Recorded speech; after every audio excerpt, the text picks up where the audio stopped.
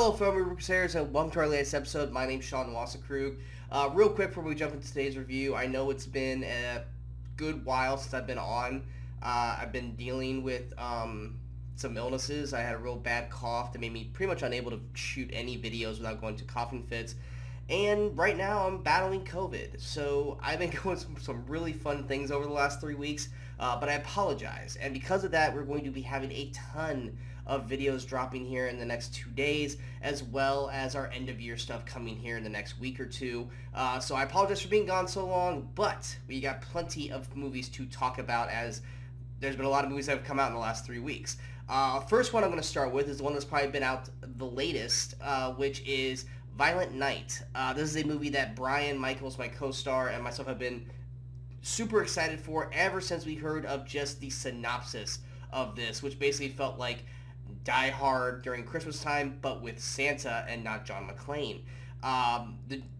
That's basically the general plot, is when a group of mercenaries attack the estate of a wealthy family, Santa Claus must step in to save the day. Now, that plot's very thin, but when you cast someone like David Harbour, aka Hellboy, even though that Hellboy was god-awful, or Hopper from Stranger Things, which is what everyone knows and loves him for, you immediately have our attention. Then you add people like John Leguizamo, who's a favorite of mine, as the leader of the mercenaries, aka Scrooge. It's definitely something that we were really anticipating. It was actually Brian's, I think, most anticipated film of the fall. And this was a movie that we had been waiting an incredibly long time for a trailer for, and once we finally did see the trailer, we were eagerly waiting to see what this film was.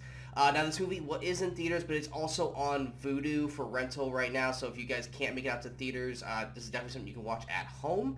In terms of the film itself, I will say I did get to see this in theaters before I got sick, and this was one of the most fun times I've had in a theater all year long. I will say you do have to kind of trudge yourself through the first 20 minutes of the film. The first 20 minutes is kind of setting the table for the family, basically. And honestly, you don't really give a crap about the family. You just want to get to the mercenaries and Santa kicking ass.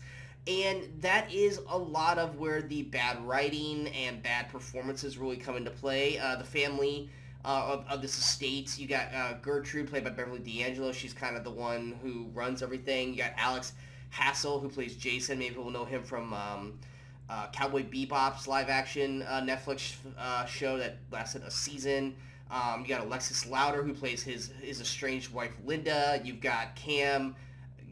I would never say his name right. Cam Gagadent from the Twilight series. He plays Morgan Steele.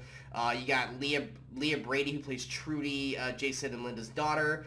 Then you've got Edie Patterson, who plays Alvia, the sister to Jason and daughter of Gertrude. This is what made it incredibly hard to get through the first 20 minutes. Her performance, and I don't want to blame her, because she's playing the role probably to perfection based off of the script and based off of how the director wants. But her character is so unlikably annoying that you want the mercenaries to shoot her in the face repeatedly throughout the whole film. Cam's character, Morgan Steele, he plays the kind of the dumb, almost like a Chris Hemsworth type, but not nearly as successful actor who thinks he's this king badass. And while he's an idiot, he has his funny moments, and even their son, Alexander Elliott, who plays Bert, even he has his little funny moments. But Alvia, there's not one redeeming quality for this character. There's not one funny moment from this character. Every time she speaks, it's just cringeworthy.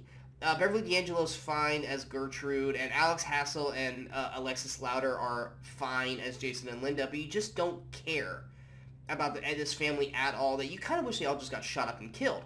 The only character you do care about is Leah Brady's Trudy, the little girl that helps Santa throughout the night. I actually think Leah does a great job in this film. I think she does a good job of kind of adding some human emotion and some human heart to the film, because when we see David Harbour Santa, he's on the end of his rope. He's sick and tired of the way kids are nowadays. He's sick and tired of how people don't treat Christmas like it should be. And he's about ready to wrap it up. And then he gets stuck in this house of mercenaries, and has to basically fight his way out. And his only motivation to fight and to basically help out this horrible family is Trudy, who, like I said, does a great job throughout.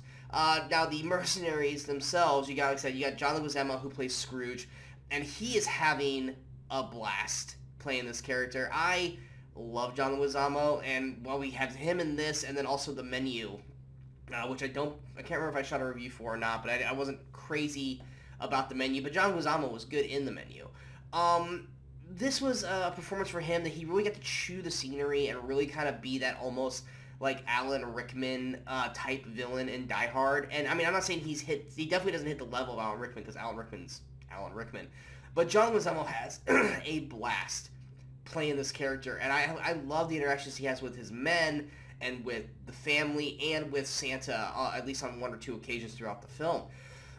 Now, David Harbour himself, you could say he's basically playing Hopper from Stranger Things, which that's pretty spot on. But nonetheless, David Harbour has this hero aesthetic to him, like kind of much like John McClane as Bruce Willis, that he doesn't want to be a hero. He's always just kind of forced and thrust into it. He did it in Stranger Things, and he's doing it here as Santa. And Harbour just does this incredible job of making you want to root for him, making you want to like him, even though he might not be necessarily likable to start as a character. But Harbour does such a great job playing this role that I would love to watch him as Santa for many, many, many years to come. In terms of the rest of the goons or the mercenaries, a lot of them are just kind of generic pieces here and there. There's three of them that actually get some actual like lines in the film. You've got Andre Erickson as Gingerbread, who I actually quite enjoyed. Actually, I thought he was pretty funny. To me, the highlight or the standout was Brandon Fletcher as Krampus. This guy doesn't really do a whole lot in a lot of movies, but this one they really just kind of let him go have fun with this character. Now, he can be borderline annoying, but I think it actually worked to the film, and I actually enjoyed his performance quite a bit. And then Mitra Suri plays Candy Cane. I actually really liked her performance overall.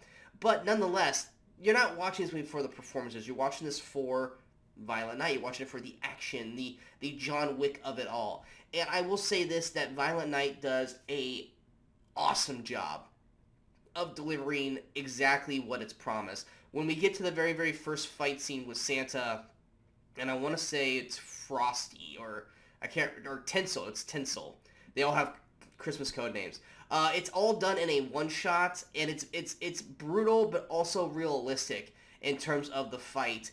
And I really enjoyed it quite a bit. It's the next fight after that with Frosty in the game room that really kind of locked me in to having a blast, to the point that throughout this movie, as I'm watching it, I was actually yelling out loud in the theater, like cheering and laughing and like going, oh, during so many moments of this film, because it's so much fun to watch. It's incredibly brutal. It's incredibly gory.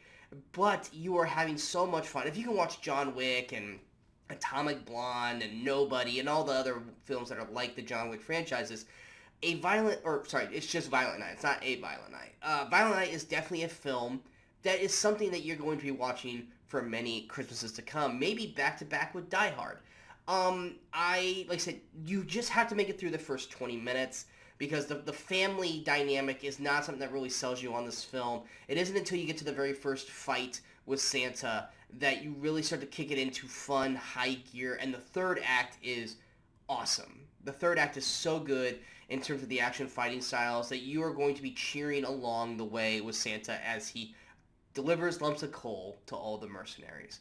For me, high recommendation. If you can see this in theaters for the holiday season, go out of your way to do it. Or if you can, if you're willing to spend the $25 on Vudu for the rental or buy, definitely go out of your way to check this one out. This is definitely a fun action film led by a charismatic Santa and a very good mercenary Scrooge, and introducing a very good young Leah Brady as Trudy. I'm going to give Violent Night a 79%. It is something that I'm going to watch for many, many years to come, and if they were to make a sequel to Violent Night, I would gladly accept it. I hope you guys enjoyed this review. If you guys did, go ahead and hit that like, share, and subscribe button to the channel so you guys stay up to date with all the latest videos pop up on the Movie Crusaders. And of course, hit the follow us on all the social media outlets you see below. I'm not going to list all the movies that we have reviews coming out for here in the next day or two, but we have a lot. And then as well as the end of the year stuff with Brian Michaels and myself, where we will have our second annual Movie Crusaders Awards, as well as our best, most surprising films and worst and most disappointing films of 2022. So there are plenty of videos coming here on the channel, so be on the lookout for all that. And I apologize for my voice. Like I said, I'm still battling COVID. But yeah, until next time, in case I don't see you, good morning, good afternoon, and good night, Movie Crusaders.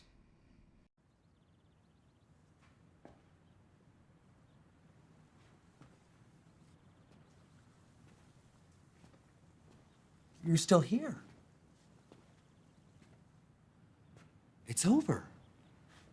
Go home.